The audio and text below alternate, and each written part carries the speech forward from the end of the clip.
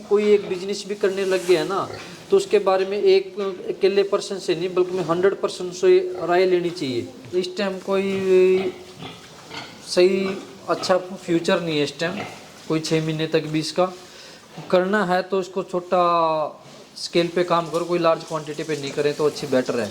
जो लाखों करोड़ों रुपए की बात करते हैं, ऐसे लाखों करोड़ों एकदम से आगे नहीं मिलते। काफ़ी पैसा लगाना भी पड़ता है करोड़ों के हिसाब से, और काफ़ी मेहनत भी है और रिस्की काम भी है कि लाइव स्टॉक हमेशा रिस्क का काम रहता है। किसान भाइयों नमस्कार। किसान भाइयों, जब भी हम लोग पिग फार्मिंग की बात करते हैं, लाखों करोड़ रुपए की ख्याल मन में आने लगते हैं कि वाकई में इसमें करोड़ों रुपए लाख रुपए की कमाई है।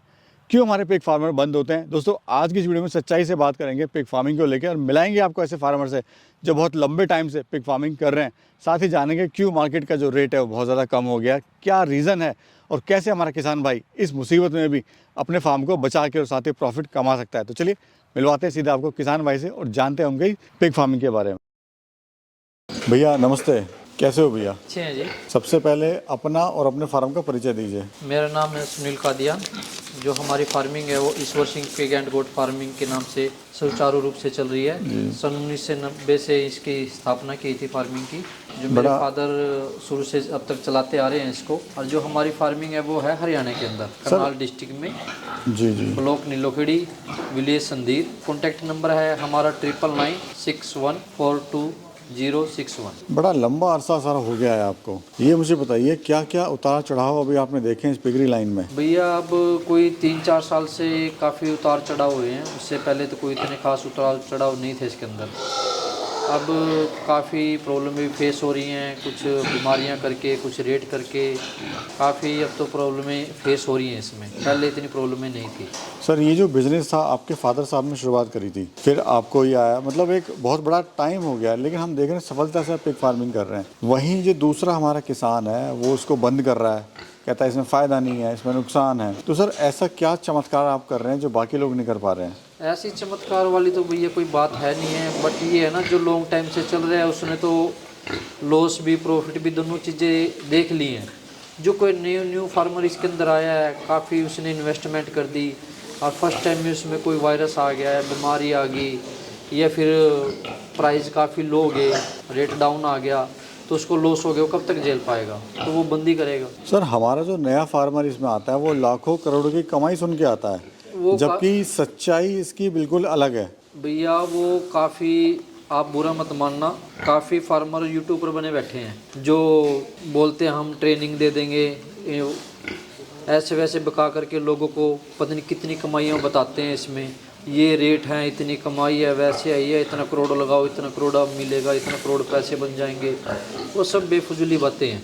जब 200-210 का रेट था उसमें कमाई थोड़ा ठीक थी, क्योंकि एनिमल को तैयार करने में 13 से 14 हज़ार रुपये लग जाते हैं। जो एनिमल परचेज करके तैयार करेगा, जो अपनी ब्रीडिंग खुद की है और उसको तैयार कर रहे हैं, तब भी 12-12.5 हज़ार रुपये लग जाता है एनिमल को तैयार करने में।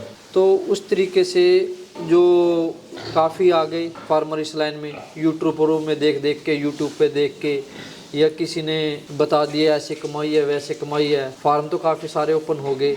जब वो फार्म बनाते हैं, प्रॉब्लम फेस करते हैं, उनको केयर करने का नहीं पता अच्छी तरह से, किस तरह से केयर होगा, किस तरह से तैयार किया जाएगा, कौन सी फीडिंग खिलानी चाहिए, अपने आप बनानी चाहिए या परचेज करनी चाहिए। तो बेसिकली आपका जो कहना है कि लोग सर्च नहीं करते हैं और लोगों की बातों में आते हैं, ट्रेनिंग जो दे रहे हैं वो सिर्फ एक फार्मर की नोटिस में आकर के, एक की नॉलेज लेकर के वहीं से ही अपना स्टार्टअप कर बैठते हैं, बट वो गलत है।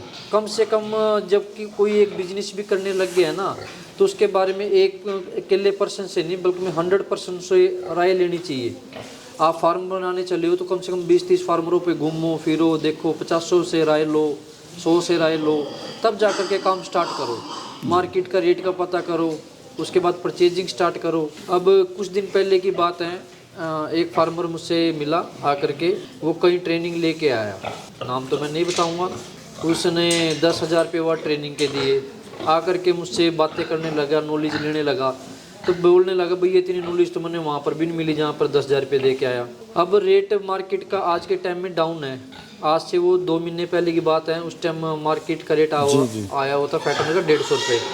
तो गिल्ट वगैरह का रेट था 170-80 रुपये। तो उस जिससे वो ट्रेनिंग लेके आया था उसने रेट बता रखा था 280, तो फार्मर लॉस में ही जाएगा। लॉस में जाएगा।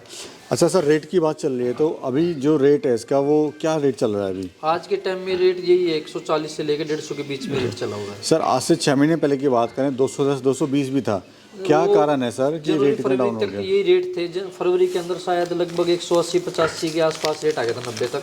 जी जी। ये अप्रैल के बाद डाउन आना स्टार्ट हुआ। क्या कारण है सर, अपने इसमें कई बातें थी, डिमांड एंड सप्लाई के ऊपर बात आ जाती है।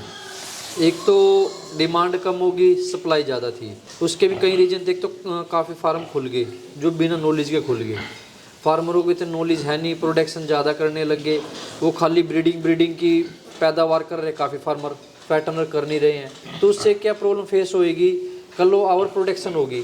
जो कोई कमर्शियल फार्मिंग कर रहा है ना, अपनी ही ब्रीडिंग कर रहा, अपनी ही पैदावार करके उसको फैटनिंग तैयार करके सेल आउट करेगा, तो इतनी बड़ी फार्मिंग नहीं होगी, वो प्रॉब्लम कम फेस होने मिलती है। एक तो रीज़न ये हो गया। दूसरा क्या हो गया, जो सारा का सारा फार्मर नॉर्थ ईस्ट पे डिपेंड है। नॉर्थ ईस्ट पे डिपेंड है तो वहाँ साउथ का भी माल वहीं आने लग गया। केरला स्लोटर हाउस बंद पड़ा है काफ़ी टाइम से, वो ओपन नहीं हो रहा। इस करके जो नॉर्थ ईस्ट में माल जा रहा है वो क्वांटिटी में ज़्यादा जाने लग गया वहाँ।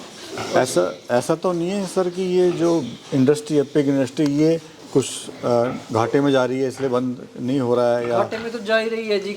मैंने आपको बताया है, जो कॉस्ट आती है वो 13 से 14 हज़ार रुपये कॉस्ट आ रही है, और उसी हम कॉस्ट में आज सेल आउट कर रहे हैं 14 हज़ार रुपये, 15 हज़ार रुपये में।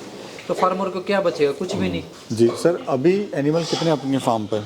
अपना तो फार्म पे टोटल 4 फार्म है अपने, चारों फार्मों पे कोई 2,500 के आसपास एनिमल है टोटल। बट पहले से ब्रीडिंग स्टॉक काफ़ी घटा दी है। पहले हमारे पास ब्रीडिंग स्टॉक हुआ करता था 300 फीमेलों के आसपास। जी जी। तो अब इस टाइम कोई 150 के आसपास लेके आ गया, 120 से लेके 150 तक के बीच में है इस टाइम फीमेल। अभी सर प्रॉफिट आप कितना ले रहे हैं इसमें? अभी तो सिर्फ ओनली सर्वाइव कर रहे हैं, प्रॉफिट इतना रेशो इस टाइम में नहीं है।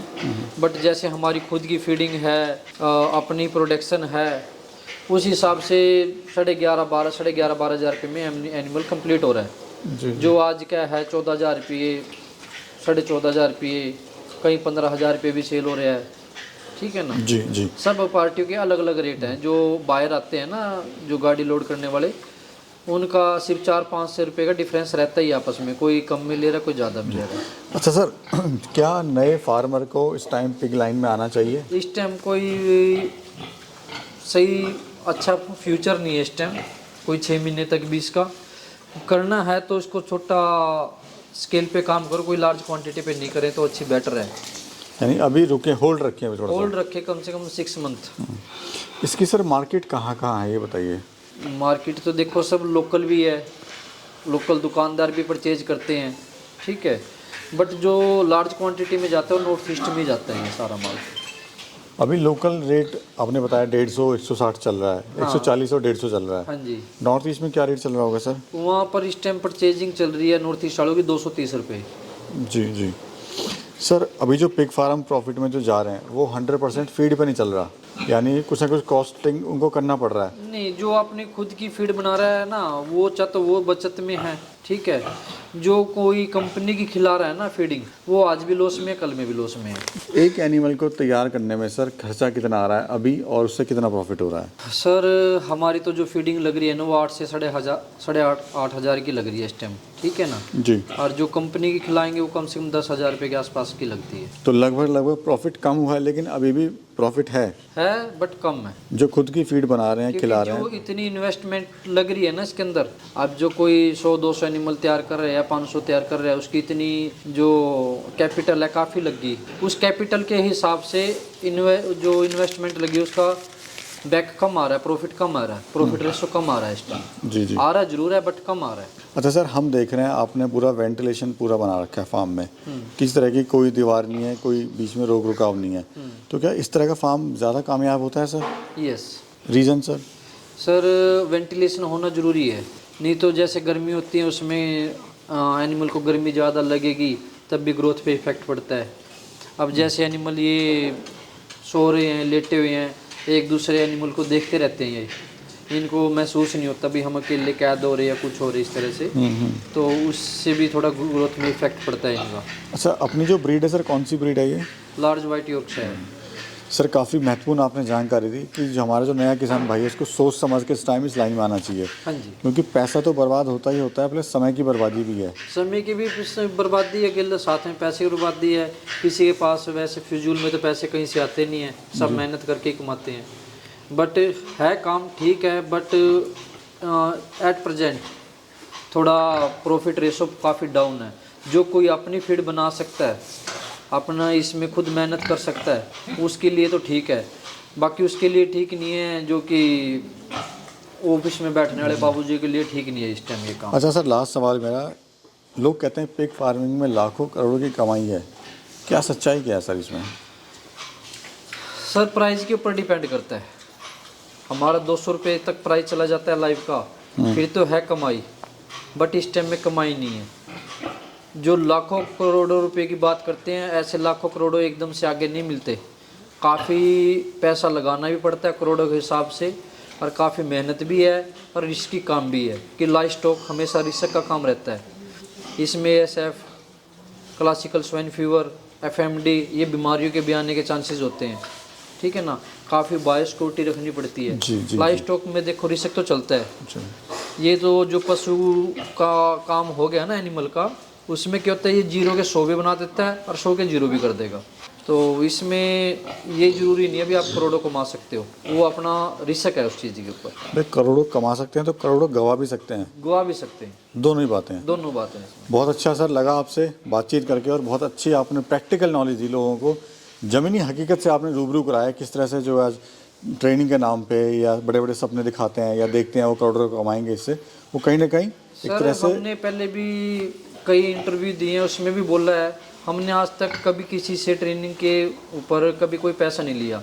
जो नॉलेज के लिए लोग आते भी हैं, 1 दिन आओ 2 दिन आओ, जो नॉलेज लेनी है नॉलेज लो, ऐसे फ्री ऑफ कॉस्ट हमने नॉलेज दी है सबको, ठीक है। बट अब विजिट बंद कर रखी है काफ़ी सालों से फार्म की। जी जी। तो हम जो वैसे एट नॉलेज किसी ने बात करनी हो बात कर सकता है, कोई प्रॉब्लम नहीं है। कॉन्टैक्ट नंबर मैंने बोला भी है, आप भी इसके अंदर डाल देना, कोई प्रॉब्लम नहीं है। बट जितने आप यूट्यूबरों से ट्रेनिंग वालों से बचोगे तो बेस्ट रहोगे। बहुत बहुत शुक्रिया सर, थैंक यू। नमस्कार। दोस्तों, अगर आप पिग फार्मिंग शुरू करना चाहते हैं या करने की सोच रहे हैं तो आप हमारा व्हाट्सएप ग्रुप ज्वाइन कर सकते हैं, जिसमें हम आपको बताएंगे आप कैसे पिग फार्मिंग शुरू कर सकते हैं। इस ग्रुप के द्वारा आप अपने एनिमल खरीद और बेच दोनों सकते हैं। साथ ही अगर आपको कोई समस्या होती है तो भी इस ग्रुप के द्वारा उसका समाधान पा सकते हैं। तो अगर आप इस ग्रुप का मेंबर बनना चाहते हैं या फिर इसको ज्वाइन करना चाहते हैं तो साल का 500 रुपये दे के आप इस ग्रुप का हिस्सा बन सकते हैं।